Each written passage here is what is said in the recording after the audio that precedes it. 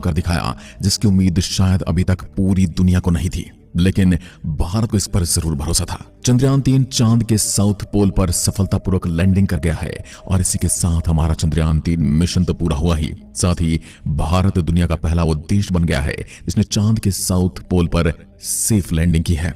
ये वाकई हम सभी भारतीयों के लिए गर्व की बात है। अब अगर आपको लग रहा है कि चंद्रयान मिशन हमेशा के लिए चांद पर रहने वाला है, तो ऐसा कुछ नहीं है दोस्तों। हमारा जो लैंडर है और रोवर है, ये दोनों चांद के साउथ पोल पर 14 से 15 दिन रहने वाले हैं।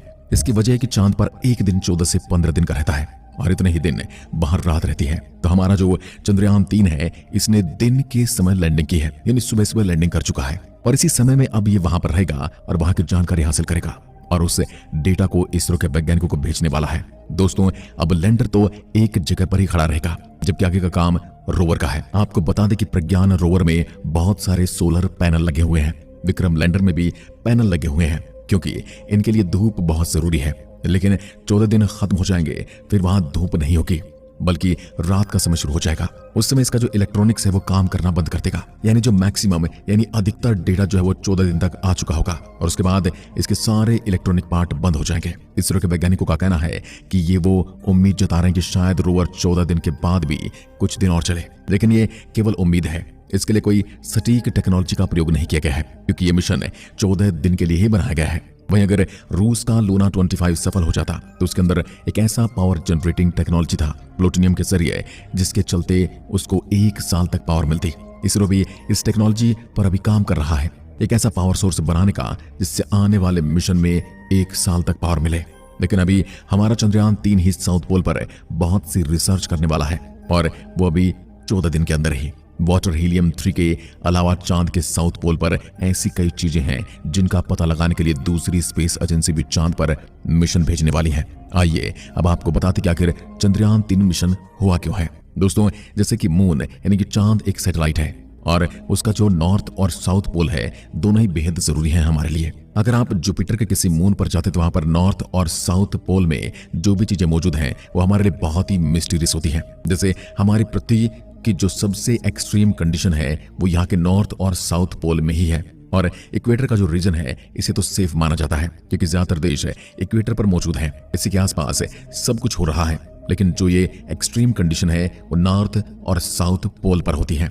रिसर्च के मुताबिक साउथ पोल में जो प्रेजेंस ऑफ वाटर राइज है वो बहुत मात्रा में है और इसी के बारे में और डेटा धरती चाहता है। मून के इस रीजन में कभी भी सनलाइट नहीं पड़ती है और ये एक ऐसा रीजन है, एक ऐसा क्षेत्र है जहां पर हमेशा से अंधेरा था और डार्कनेस है और डार्कनेस ही रहेगा। यानी एक ऐसी जगह है जहां पर न कभी रोशनी हुई है और न कभी होने वाली है। पानी शब्द आपको सुनने में बड़ा ही साधारण लग रहा होगा, लेकिन पानी सपोज लाइफ। साउथ पोल पर वाटर आइस है क्योंकि वहां पर सूरज की रोशनी नहीं पहुंचती है, इसलिए वहां पर ऐसी परिस्थितियां हैं कि पानी वहां पर बर्फ के रूप में जमा रह सकता है। यहां तक मिलियन सालों तक पानी यहां पर जमा हुआ रह सकता है और करोड़ों सालों से वो जमा हुआ है। दोस्तों, आप जानते हैं चांद के साउथ पोल पर पानी है। ये भारत के चंद्रयान-1 ने पहली बार दिखाया था, यानी चांद पर पानी की खोज करने वाला भी भारत ही है।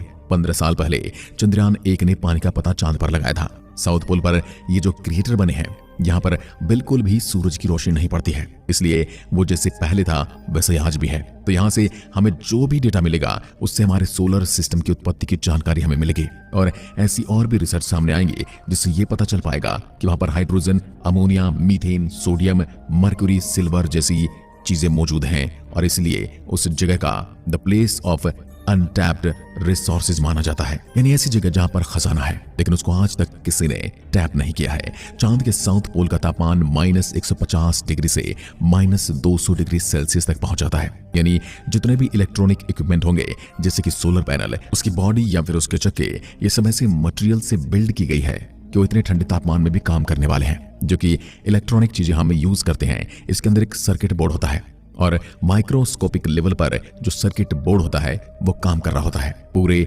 सर्किट बोर्ड के किसी 1 मिलीमीटर के पार्ट में अगर कोई शॉर्ट सर्किट या फिर कुछ भी एरर हो जाता है तो फिर पूरा सर्किट काम करना बंद कर देता है। इलेक्ट्रॉनिक सामान इतना कॉम्प्लेक्स होता है, लेकिन अगर ऐसे हार्श कंडीशन में चलाने के लिए इसे बिल्ड किया जाए तो जरा सोचिए किस तरह की डिटेलिंग का प्रयोग किया जाता होगा कि वो मून के साउथ पोल के -200 डिग्री वाले टेम्परेचर पर काम कर सके। एक सवाल जो आपके मन में जरूर आ रहा होगा कि जब साउथ पोल पर सूरज की रोशनी पड़ती ही नहीं और रोवर को पावर पाने के लिए सूर्य की रोशनी की जरूरत पड़ेगी, तो ऐसा कैसे हो सकता है? वहां पर तो जब रोशनी जाती नहीं तो वहां पर दिन और रात का मतलब ही वहां पर ये डायरेक्टली नहीं जाएगा, उससे दूर ही तक रोवर जाएगा जहां तक लाइट थोड़ी पहुंच सके। यानी प्रज्ञान रोवर बिल्कुल अंधेरे वाली जगह में नहीं जा रहा है, बल्कि जहां पर उसे थोड़ी सी लाइट मिल सके ये वहीं तक जाएगा। दोस्तों, चांद पर ऐसी कई मिनरल्स हैं जो धरती के लिए रेयर हैं, लेकिन चांद के लिए नहीं। स्केडियम, येट्रियम ये दोनों रेयर इंजन हैं जो कि व्हीकल इंजन में इस्तेमाल होता है। दुनिया में इतनी सारी गाड़ियां हैं, उसमें यूज होगा,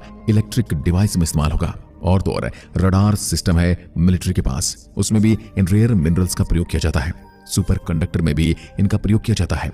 हीलियम 3 जो कि एक रेयर एलिमेंट है, एक ऐसा गैस है जो कि क्लीन और पावरफुल फ्यूल के तौर पर न्यूक्लियर फ्यूजन रिएक्टर में प्रयोग किया जा सकता है। ये धरती पर बहुत कम है दोस्तों, लेकिन चांद पर बहुत ज्यादा पाया जाता है। सबसे जरूरी चीज चांद पर है पानी, उससे जरूरी चीज और हो ही क्या सकती है, क्योंकि जल है तो जीवन है। हीलियम 3 इसको भी आप हल्के में नहीं ले सकते, क्योंकि ये एक ऐसा एलिमेंट है जिसे मैजिकल माना जाता है। एक ऐसा extremely rare form of helium है जो कि सन के कोर में पाया जाता है और कोर से फिर वो धरती और नीचे के बाकी प्लेनेट की तरफ छोड़ दिया जाता है। यानी सूरज से तो कई चीजें रेडिएट होती रहती हैं और ये हीलियम 3 भी जो एक चार्ज्ड पार्टिकल है जो कि धरती के मैग्नेटिक फील्ड से डिफ्लेक्ट हो जाता है, क्योंकि धरती पर जो मैग्नेटिक फील्ड है यह हमें इन चीजों से बचाता है। कहने का मतलब है कि ये जो हीलियम 3 है ये धरती पर कभी हिट ही नहीं होता, यानी धरती तक कभी पहुंच नहीं पाता। लेकिन चांद जहां पर मैग्नेटिक फील्ड नहीं है, और मैग्नेटिक फील्ड इसलिए नहीं है क्योंकि इसका कोर बहुत छोटा है, और क्योंकि वहां मैग्नेटिक फील्ड नहीं है इसलिए वहां पर हीलियम 3 बहुत एडवांस मात्रा में कलेक्ट हो जाता है। इसलिए हीलियम 3 इतना जरूरी है क्योंकि न्यूक्लियर फ्यूजन रिएक्टर में जब इसका प्रयोग किया जाएगा तब इससे क्लीन एनर्जी निकलेगी। क्योंकि ये बाकी चीजों की तरह जो न्यूक्लियर प्लांट्स में इस्तेमाल होते हैं उनकी तरह ये एक फ्री न्यूट्रॉन प्रोड्यूस नहीं करता। ये तो आपको थोड़ा समझ ही आ गया होगा कि आप ये मान लीजिए न्यूक्लियर प्लांट में जब पावर जनरेट होती है तो फ्री न्यूट्रॉन एक पोल्यूशन की तरह होता है, लेकिन हीलियम 3 एक ऐसा एलिमेंट है जिसके बारे में साइंस जानता है, जिससे एक क्लीन न्यूक्लियर एनर्जी बन सकती है, जो कि एक बहुत बड़ी बात है। इसलिए चांद पर मौजूद यह हीलियम 3 वैज्ञानिकों के लिए इतना ज्यादा जरूरी है। हीलियम 3 के साथ साथ silicon, iron, magnesium, calcium, aluminium, manganese, titanium ये सब चीजें भी चांद पर भरपूर मात्रा में मौजूद हैं। नासा का जो अपोलो मिशन हुआ था दोस्तों, उसमें चांद पर काफी ज्यादा मात्रा में सिल्वर भी पाया गया था और थोड़ी मात्रा में गोल्ड भी मिला था। ये कौन सी जगह पर मिला था जानते हैं आप? जो अर्थ फेसिंग साइड कि साउथ पोल और नॉर्थ पोल थोड़ी ऐसी जगह होती हैं जहां पर पहुंचना बड़ा मुश्किल होता है, यानी इनको आराम से एक्सेस नहीं किया जा सकता। लेकिन जो फेस हमें दिखाई देता है सीधा यहां से वो इक्वेटर के पास वाला एरिया, वहां पर सिल्वर और गोल्ड भी मौजूद है। वो इतनी हार्ड था दोस्तों, ये चांद ने हमें दिखा दिया। अब दोस्तों सबसे बड़ी बात जो सोचने वाली है, अगर रूस अपने लूना 25 में इंसानों को भेजता तब क्या होता? अगर बिना इंसान वाला स्पेसक्राफ्ट भी लैंडिंग करने में फेल हो रहा है, इतना हार्ड है चांद का साउथ पोल, तो फिर इंसान को यहां भेजना कितना ज्यादा रिस्क से भरा होने वाला है। फिलहाल चंद्रयान 3 की सफलतापूर्वक लैंडिंग हो गई है और हमारे मिशन पूरा हो चुका है।